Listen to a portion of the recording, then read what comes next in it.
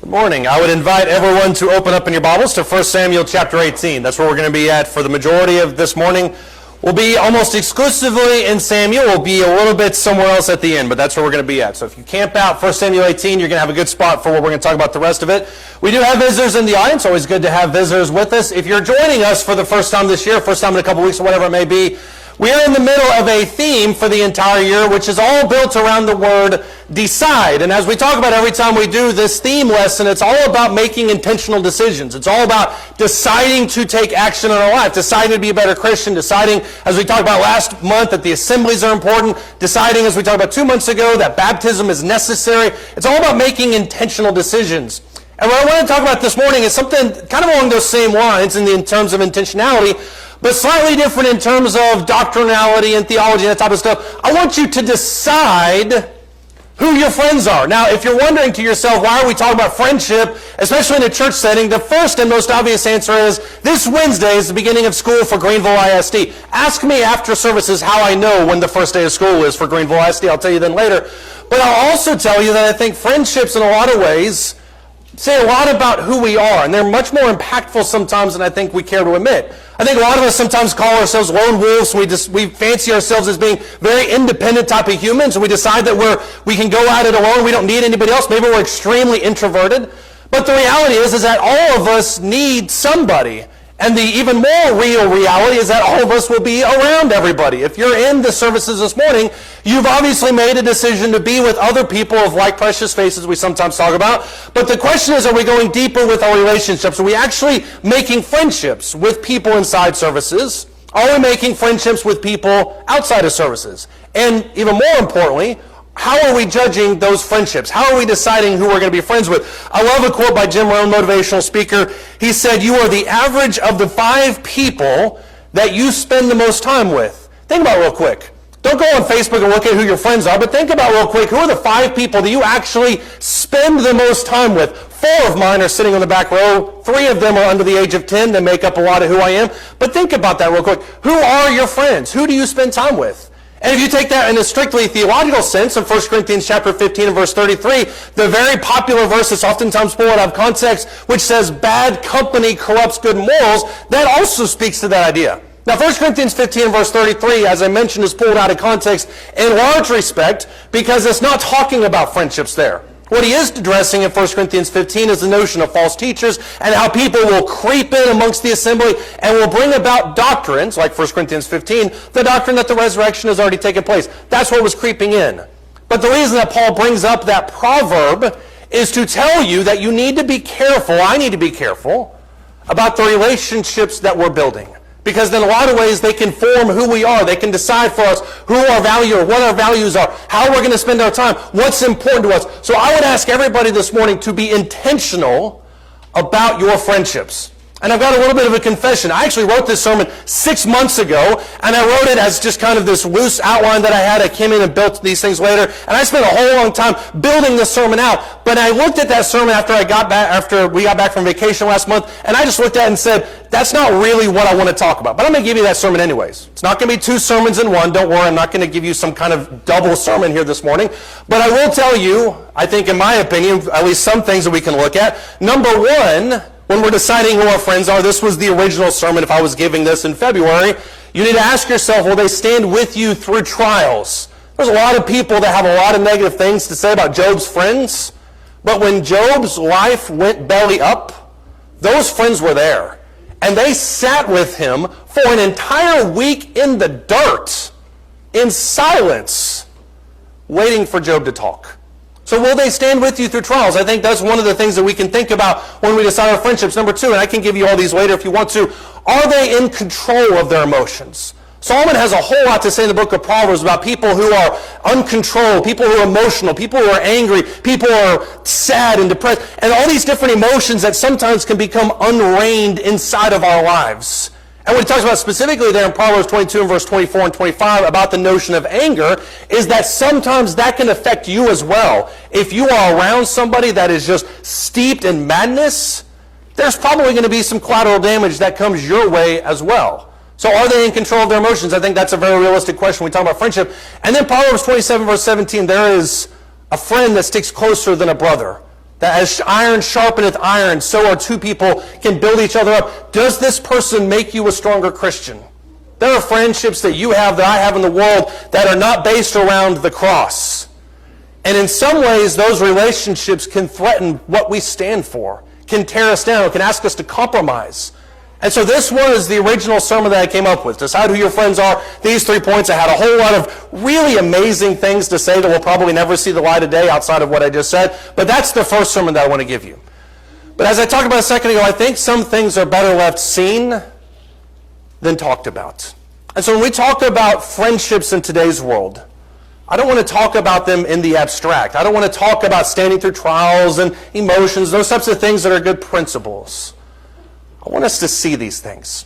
And I specifically want to see them in the life of King David. David is one of the most described people in Scriptures, and he has a very half-and-half version to his life. When you look at the first half of his life, it's all ascendancy, it's all up, it's all right there in hand with God. But who's right there alongside of him is the figure of Jonathan. And there has been so much said about the figure of Jonathan and his relationship with David and how they built each other up. But here's the interesting part. There is a lot more said about the guy in the second half of his life, which is Joab.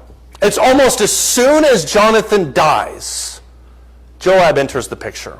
And Joab is everything that Jonathan is not. Joab is the commander of David's army. He's the guy probably most of us are familiar with. He's the guy that led Uriah the Hittite to his death. He operated on David's orders, and he sent Uriah to die after David had committed his affair with Bathsheba. That was Joab's doing, although obviously David was the one that instigated it.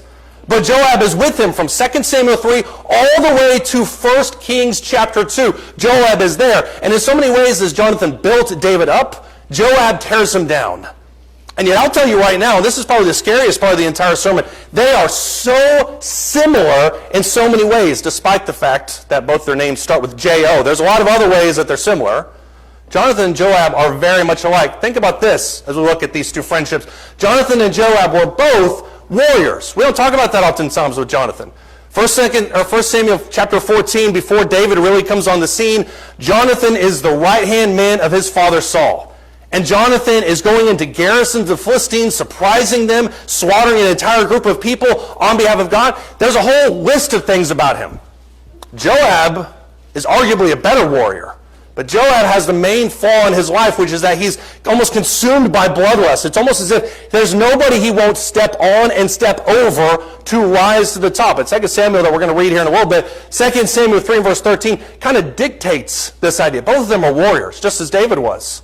Both of them, not right-handed, both of them were right-hand men of King David. We'll read 1 Samuel chapter 18, verses 1 through 5 here in just a second. But there's been so much that has been talked about this relationship between Jonathan and David, about how, as he talks about, their souls are knit together. They're essentially the same person. And you have to ask yourself the question, if Jonathan had lived into David's kingship, if he hadn't died at Jabesh Gilead at the end of 1 Samuel chapter 28, what kind of influence would he have had on David's life? How would he have helped David in his life? Joab was his right-hand man also. And I would argue, much to his own doing, Joab just kind of inserted himself the whole way, every step of the way, to being absolutely indispensable to David. That's the tragic part of this relationship. It's not that Joab was terrible. Obviously, he was terrible. But Joab made himself irreplaceable. You know how? He killed everybody else that would have been. He kills Amasa. He kills Absalom. He kills Amnon. He kills all these people that posed a threat to his direct relationship with David, leaving David the only choice, which is to make Joab his right-hand man. So they're out there right next to each other. They're also, and this is interestingly enough, they're also related to him. Jonathan is David's brother-in-law by marriage. David marries Michal, who is Jonathan's sister, so they're brothers-in-law. Joab is David's nephew. That's mentioned there in 1 Chronicles chapter 2, verse 13 through 17. A lot of people are related in that day, especially in the tribe of Israel. But this just shows you how much of a connection that they have. Here's the fascinating part about all this. Both of these men filled such an important role in almost the exact same way, served David, did almost the exact same thing, but they were totally different. How many of us, knowing what we just talked about this morning, how many of us would want a friend like Jonathan in our lives? I asked you to show hands last week. I'm going to do it again today. How many of us would love to have a friend like Jonathan? Hopefully we all do. How many of us want a friend like Joab? I don't think many of us do. And that's what's interesting about this, is no matter how similar they are, and no matter how indispensable they were to David, we look at Jonathan and say, we would love to have somebody like him in our life. Joab, on the other hand, I don't have any concern or any use for him. The difference between both of these men was in their motivation for friendship. Jonathan saw a lot of things in David, and he was a lot of things for David that David needed in a relationship like that with Jonathan. Joab, on the other hand, was almost completely physically based. The only thing he saw in terms of the empire was how far up he could go, what kind of wealth he could have, what kind of power he could attain, and David was a vehicle for that. And so Joab, as he's thinking about his life, he sees David not as a relationship, but as a means to an end. Do you have people like that in your life? Do you have people like that in your life, or maybe want to be in your life, where they don't see you, that relationship, as being valuable in and of itself, but as a means to some end? If so, that's a Joab. Somebody who's not really concerned with your relationship as much as they are what you can do for them. And so I'll think about some things. I'll ask us to consider some things this morning as we think about this relationship. First and foremost, consider the fact that both of these men fought for David, but only one of these men really fought for God. Look in 1 Samuel chapter 18, starting in verse 1. 1 Samuel chapter 18, starting in verse 1. We're going to jump around a little bit inside of these passages, so stay inside of this general area. 1 Samuel chapter 18, starting in verse 1. It says, "Now it came about when he had finished speaking to Saul that the soul of Jonathan was knit to the soul of David, and Jonathan loved him as himself." By the way, that is not any terms of a modern-day agenda. The idea that he's going forth here is the idea of servanthood, selflessness. It's a friendship. It's not agape, because that's a Greek word, but it's a same type of word. It's not any type of modern-day insinuation people want to put on side of that. Verse 2, "Saul took him that day and did not let him return to his father's house. And then Jonathan made a covenant with David because he loved him as himself." And then verse 4, "Jonathan stripped himself of the robe that was on him, gave it to David with his armor, including his sword, his bow, and his belt. So David went out wherever Saul sent him, and he prospered. Saul set him over the men of war." That's the position that David occupied. "And it was pleasing in the sight of all the people and also in the sight of Saul's servants." Mark this section down in your Bibles, because this is literally the only moment in time where David and Saul and Jonathan, they're all on the same page. They're all friends. David is brought into the house of Saul. He's set over the commander, or he's set being the commander over Saul's armies. Jonathan is the rightful heir to all of this, and he recognizes it. And Jonathan does something in verse 4 that's very curious. It's easy to miss over when it says that he stripped himself of his armor, of his weapons, and he gives them to David. That's because he recognizes what David is. He understands, as we talk about in chapter 16, he understands that David is the rightful throne, or he's the rightful heir to the throne. That Saul is going to give it to him, or should give it to him. That's not Jonathan's job. And so both of these men fought for David. Look at chapter 20 now. See how this relationship with Jonathan intensifies. 1 Samuel chapter 20, starting in verse 12. 1 Samuel chapter 20, starting in verse 12, it says, "Then Jonathan said to David, 'The Lord, the God of Israel,'" this is when things with Saul are not going so hot. "Jonathan said to David, 'The Lord, the God of Israel, be witness. When I have sounded out my father about this time tomorrow, or the third day, behold, if there is good feeling towards David, shall I not then send you and make it known to you?'" In other words, I'm going to feel out this scenario, Jonathan says, and I'm going to report back to you how Saul feels about you, see if it's kind or if he still hates you like he did the chapter previous. Verse 13. "If it please my father to do you harm, may the Lord do so to Jonathan, and more also," talking about himself, "if I do not make it known to you and send you away, that you may go in safety, and maybe the Lord be with you as he has been with my father." Notice how Jonathan pledges his own survival to that of David's. Something happens to David, Jonathan is willing to take the punishment right alongside him. That's friendship. Verse 14, "If I am still alive, will you not show me the loving kindness of the Lord, that I may not die? You shall not cut off your loving kindness from my house forever." That's Jonathan talking to David. "Not even when the Lord cuts off every one of the enemies of David from the face of the earth." That's a loaded verse. Think about what Jonathan is saying again in verse 15. When he's saying that I will knit my relationship to you, your survival over my survival, that's one thing. But then he says in verse 15 that all the enemies of David will be gone. They'll all eventually be perish. You know what he's talking about in that sense? He's talking about his dad. And I think that's a very insightful idea when you think about this. That Jonathan is so intense in his devotion to who David is, and what he becomes, and the fact that he's the anointed one of God, that Jonathan is willing to even stand up against his own father, if it means that, to ensure that David takes the throne. It's exactly what we're reading about in the New Testament when we talk about that fierce devotion that God is above everything else, that you can't hate your father, you have to hate your mother, your lover, hate your sister, your brother, hate your spouse, hate all these people in comparison to God. Not that we should hate those people, but that's where that relationship is. That's the intensity that we're dealing with. And Jonathan is willing to forsake his own family if it means ensuring David's survival. Look in 2 Samuel chapter 3. Joab is not this way. I'll spare you a lot of this, but if you have some time this afternoon, I would encourage you to read these first few chapters of 2 Samuel. It's really action-packed. Somebody will probably make it into a movie someday because they ruin everything like that. But in 2 Samuel chapter 3, the first couple chapters are all about this power struggle between the house of Saul and the house of David.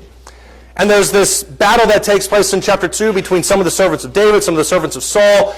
David's people win that. Abner is the commander of Saul's armies, and so rightfully so, should be slaughtered. David lets him live because of his kindness, because of his grace. Joab's not too happy about that. In 2 Samuel chapter 3, starting in verse 21, it says, Abner said to David, let me arise and go and gather all Israel to my lord the king, that they may make a covenant with you, and that you may be king over all that your soul desires. So David sent Abner away. He went in peace. Abner wants to reconcile the house of Saul into the house of David. There's a division that's taking place, something we as modern-day Americans in this political season have no concept of. But there's a division that's taking place inside the nation of Israel. I am going to go to the house of Saul, and I'm going to rally them under the house of David. David's like, great idea. Let's unify. Let's move forward together. And then Joab hears about all this. And so starting in verse 22, it says, behold, the servants of David and Joab came from a raid and brought much spoil with them. Abner was not with David in Hebron, for he had sent him away. He had gone in peace. When Joab and all the army that was with him arrived, they told Joab, saying, Abner the son of Ner came to the king, and he has sent him away, and he has gone in peace. And Joab came to the king. Listen to what he says. He whispers inside of David's ear. He says, what have you done? Behold, verse 24, Abner came to you. Why then have you sent him away, and he has already gone? You know, except David doesn't know this. Doesn't think about it. Nobody thinks this. You know, verse 25, Abner the son of Ner, that he came to deceive you and to learn of your going out and your coming in and to find out all that you are doing. You hear what Joab is saying here? Abner is the peacemaker. And up until this point, what we know about him, extremely honorable. And Abner is now going out and trying to reconcile the nation of Israel. And Joab sticks his grimy little paws into the situation and says, you know that he's a spy, right? That's what he's really after. Well, you know what they do to spies. In verse 26, when Joab came out from David, he sent messengers after Abner, and they brought him back from the well of Sirah. David didn't know it. So when Abner returned to Hebron, Joab took him aside into the middle of the gate to speak with him privately, and there he struck him in the belly so that he died on the account of the blood of Asahel, his brother. Asahel and Abner had gotten into a fight. Abner wins that. That's the backstory for that. Verse 20, and afterward when David heard it, he said, I and my kingdom are innocent before the Lord forever of the blood of Abner the son of Ner. But here's who it should fall on, David says. May it fall on the head of Joab, on all his father's house, and may there not fail from the house of Joab one who has a discharge, one who is a leper, one who takes hold of a distaff, one who falls by the sword, one who lacks bread. David hears about this, that Joab kills his main competition for the commander of David's army in cold blood. And before anything else you know about Joab from this point forward, David curses Joab. David says from this point forward, everything that you know about Joab, that he's bloodthirsty, that he's murderous, that this is what he's capable of, all of that blame is going to fall on his own head. Which begs the question as you look forward, how is it possible that somebody like David can have a relationship with somebody like Joab, who really only thinks about himself, who only thinks about what's best for him? And I would argue as you fast forward 10 chapters and you see David and Joab trying to dispatch Uriah the Hittite, David has inched closer and closer and closer to this mindset of Joab. And he uses Joab's murderous intent to rid himself of the problem, which is Uriah the Hittite. That's what relationships do. That's how relationships operate. That you think to yourself, well, I'm going to be friends with this person, and you've heard this before, I'm going to be a good influence on that guy. How many of us have ever said that? And then before you know it, that person has become an influence on you. I would argue that a lot of David's problems stemming from this point forward could have been done away with if Joab had not killed Abner. If Abner had been there, David's story could have been completely different. And yet that's not what happened, is it? Joab's sole purpose in all of these things was to see the kingdom. That's all that he cared about. All he cared about was the empire of Israel. If you look at 2 Samuel chapter 18, fast forward past Bathsheba, Uriah, fast forward all the way to 2 Samuel chapter 18, you have this insurrection that comes up. And this insurrection is led by arguably the most painful villain in David's entire history, which is his own son Absalom. And in 2 Samuel chapter 18, starting in verse 9, Absalom is weakened. David is back on the throne. He's starting to consolidate his power a little bit more. But in 2 Samuel chapter 18, starting in verse 9, it says, Now Absalom happened to meet the servants of David. They're coming back from the victory over Absalom, so that's all been taken care of. Absalom was riding on his mule, and the mule went under the thick branches of a great oak. His head was caught fast in the oak, so he was left hanging between heaven and earth, while the mule that was under him kept going, which is a remarkable mental image. I'll leave that for you to ponder in your own mind. Verse 10, when a certain man saw it, he told Joab, the worst possible human he could have told. He told Joab and he said, Behold, I saw Absalom, the guy who just led a coup against David. I saw Absalom hanging in an oak. Then Joab said to the man who had told him, You saw him. Why did you not strike him there to the ground? I would have given you 10 pieces of silver and a belt. He's the enemy. He's the guy that's caused David so much problem. The man responds in verse 12, Even if I should receive 1,000 pieces of silver in my hand, I would not put out my hand against the king's son. For in our hearing the king charged you, Abishai, Ittai, all the commanders, saying, Protect for me the young man Absalom. Otherwise, if I had dealt treacherously against his life, and there's nothing hidden from the king, then you yourself would have stood aloof. In other words, if I had done this, everybody would have known it. David specifically asked us, Do not kill my son. It's not a hard command. Joab responds, I'm not going to waste time here with you. He takes 3 spears in his hands and thrusts them through the heart of Absalom while he was still yet alive in the midst of the oak. Imagine that conversation when Joab saw him. And 10 young men who carried Joab's armor gathered around and struck Absalom and killed him. This is the type of man that Joab is. David is explicit in the idea that you are not to kill Absalom. David has his own issues with that. As you'll see in 2 Samuel chapter 19, David probably shouldn't have been as emotional as he was about the whole thing, but that's still his son. And he probably would have dealt with Absalom in his own way, maybe thrown him in prison. The coup was over by this point. And Joab insists on ridding himself of the one scourge that could have betrayed the entire country. I'm going to kill him. I'm going to get rid of him. Problem solved. 2 Samuel 19, David hears about all this. David has this agony of expression where he says, Oh, Absalom, Absalom, my son Absalom. And Joab, probably rightfully, at least in this instance, stands up to him and says, You're mourning the death of a traitor. He's also mourning the death of his son. Joab was not the friend that David needed in that moment. Joab was not the type of person that David needed when there was a coup against him from his own son. Jonathan, on the other hand, saw really what the power was. It wasn't in Israel itself. The power was in God. In 1 Samuel chapter 23, starting in verse 15, it says, Now David became aware, this is in the past. I told you we'd be bouncing around quite a bit. This is in the past, Jonathan and David now. David became aware that Saul had come out to seek his life while David was in the wilderness of Ziph at Horosh, in a cave somewhere. Jonathan, Saul's son, arose and went to David at Horosh and encouraged him in God. And thus he said to him, Do not be afraid, because the hand of Saul my father will not find you, and you will be king over Israel, and I will be next to you. How wrong he was on that point. Saul my father knows that also. So the two of them made a covenant before the Lord, and David stayed at Horosh while Jonathan went to his house. Such a small moment. It's such an incredibly small moment in David's history. It takes 4 verses. But think about all the things that transpire in this moment. Jonathan hears about how David is on the run from Saul and probably hiding in a cave somewhere. Jonathan gets up, gets on his horse or his donkey or whatever it is, and he goes and finds David. And specifically in verse 15 says, encouraged him in the Lord. That's what we do here. That's what we do as a group together, is we encourage each other in the Lord. And then he makes a covenant there in verse 18 by saying, whatever you're doing, I'm going to be right there next to you. You're going to be king, I'm going to be right here next to you. Saul is wrong, I'm here next to you. Jonathan knew where the power of Israel was. He knew that somebody like Absalom was not going to supersede somebody like David unless God wanted that to happen.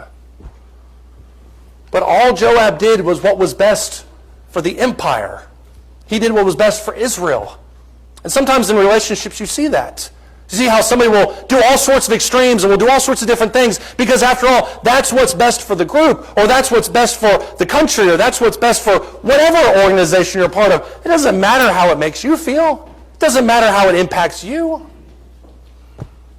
The only thing that matters is that the efficiency is taken care of. Jonathan and David's relationship was 100% inside of God. And at the end of David's life, we won't read this in 2 Samuel 9, but at the end of David's life, at the end of Jonathan's life, after he's gone, David's power is consolidated in the 2 Samuel, the first 9 chapters. He's having victory after victory. In 2 Samuel chapter 9, starting verse 1, David remembers this pact that he made with Jonathan, where Jonathan begged David to honor him, to keep his family intact, to make sure that there's some kind of descendant that's intact inside of Israel. David remembers that. And David thinks to himself, as he asks there in 2 Samuel chapter 9 and verses 1 through 2, he says, is there anybody inside the house of Saul that I can honor? Anybody at all? He finds somebody. He finds a man by the name of Mephibosheth, which I did practice this morning in case you're wondering. He finds a man by the name of Mephibosheth. And this is a man that is a direct son of Jonathan, but by virtue of the kingdom having been shifted to David, Jonathan is not in power anymore. Saul's not in power. It's kind of a byword. Mephibosheth is lame. He can't move very well. He has a caretaker, but other than that, he's completely neglected and forgotten from society. Those 13 verses dictate or show how David seizes the opportunity to bring Mephibosheth into his inner circle. Even after Jonathan is gone, David is still looking for ways to honor him. Even going so far as 2 Samuel 22, once his bones are stolen, David launches an excursion into Jabesh-Gilead to get Saul and Jonathan's bones back. That's how deep that relationship went. This is contrasted by what you see with Joab. Look in 1 Kings chapter 2. 1 Kings chapter 2. Joab's history turns really dark when David is on his deathbed, to the point that Joab supports Abishai, who is a secondary character, another son of David, but he believes is a better fit for the throne. And in 1 Kings chapter 2, starting in verse 1, as David's time to die drew near, he charged Solomon his son, saying, behold, I'm going the way of all the earth. Be strong, therefore, show yourself a man. There's some great kind of lessons and examples here. Verse 3, keep the charge of the Lord your God, to walk in his ways, to keep his statutes, his commandments, his ordinances, his testimonies according to what is written in the law of Moses, that you may succeed in all that you do and wherever you turn, so that the Lord may carry out his promise, which he spoke concerning me, saying, if your sons are careful of the way to walk before me in truth with all your heart, with all your soul, you shall not lack a man to sit on the throne of Israel. That's a great deathbed speech. You know that I'm about to die, so here's some things you need to take care of. You need to follow God's will, because this will eventually happen. Notice how it turns really dark in verse 5. You know, Solomon, you know what Joab the son of Zeruiah did to me. Keep in mind that he was next to him for over 30 years. You know what Joab the son of Zeruiah did to me. What he did to the two armies, or commanders of the armies of Israel, to Abner, that's 2 Samuel 3, the son of Ner, and to Amasa, which was Absalom's commander-in-chief, whom he killed. He shed the blood of war in peace. He put the blood of war on his belt, about his waist, and on his sandals on his feet. So act accordingly, verse 6, to your wisdom, and do not let his gray hair go down to Sheol in peace. You know what he's asking for. He's telling Solomon to take care of Joab. Now, there are all sorts of questions about why David didn't take care of Joab to begin with, why he didn't dispatch him himself. But regardless, David knows that as he exits the scene, Solomon is coming on the scene, and the last thing he wants is Joab anywhere in the picture. He knows, and I would argue lived with on a daily basis, the threat of Joab doing whatever he could to remain in power. And if that included David, great. If it didn't include David, even better. David shuddered, I would argue, thinking about what Joab could have done to his son. If you go down to verses 31 through 33, you see the eventual end of Joab, where he goes into the altar. He tries to claim sanctuary. It's not given. He is killed literally in the temple. A man of blood that goes down in blood. And this is what Solomon talked about. We're going to go into Proverbs a little bit. Look in Proverbs 12. When we think about these types of people like Joab, who are the polar opposite of Jonathan in every facet, every way, every thought is completely different. Because even though they look similar, Joab is 1,000% a man of blood. A man who will kill anybody, a man who will use anybody, a man who will say whatever you want him to say, a man who will do whatever you want him to do, as long as it means more power and more notoriety for himself. And as Solomon talks about these people in Proverbs chapter 12, I think in a lot of ways kind of contrasting these two people, not specifically, but it's a great comparison. Proverbs chapter 12, starting verse 2, he says, a good man will obtain favor from the Lord, but he will condemn a man who devises evil. That's Joab in a nutshell. A man will not be established by wickedness, but the root of the righteous will not be moved. An excellent wife, verse 4, is the crown of her husband, but he who shames him is like the rottenness in his bones. The thoughts, verse 5, of the righteous are just, but the counsels of the wicked are deceitful. The words of the wicked lie in wait for blood, but the mouth of the upright will deliver them. The wicked are overthrown and are no more, but the house of the righteous will stand. That's a great comparison between these two men. Somebody like Jonathan, who 100% of the time was fixated on David, on the throne, but more importantly on God, and somebody like Joab, who all he cared about was his next dollar, and whoever he could help him, take it. And so as you go this week, if this is your week that you start school, then great. If this is a week, if you started school last week, 2 weeks ago, just transport back in time 2 weeks and think about these things then. If you're going into a new job, hopefully you hold up one of those placards that this is your first day of your new job, that you see on Facebook. I always think those are cute. Whatever you're going to get into this week, I would encourage you to think about these things as we think about the relationships. Because it's not just a relationship that we build because of convenience. It's not just something where we have fun with somebody because we have common interests. Being intentional about our relationships is in a lot of ways being intentional about ourselves. Because the people that we choose to surround ourselves with will mold us just as much as we mold them. We've talked a lot this morning about having those friends in your life, but I'll leave you with this question. Are you going to be this type of friend? What type of friend are you to the people around you? Are you a Joab? Or are you a Jonathan? Are you somebody who has the right motivation for that friendship? Or are you somebody who uses somebody for that relationship? That question is yours. We also haven't talked this morning about what it takes to become a child of God, but we're never going to leave any opportunity this morning, or any morning, without giving the opportunity for someone to obey the gospel. God is, if I can use very, very simple terms, God is the best friend any of us will ever have. He's somebody who gave his life, Romans chapter 5, for us. He's somebody who sent his son to die for us. He's somebody who has given us every opportunity to turn to him and has promised us everything in return if we would just be obedient to him. I would encourage you to take advantage of that while we stand and while we sing.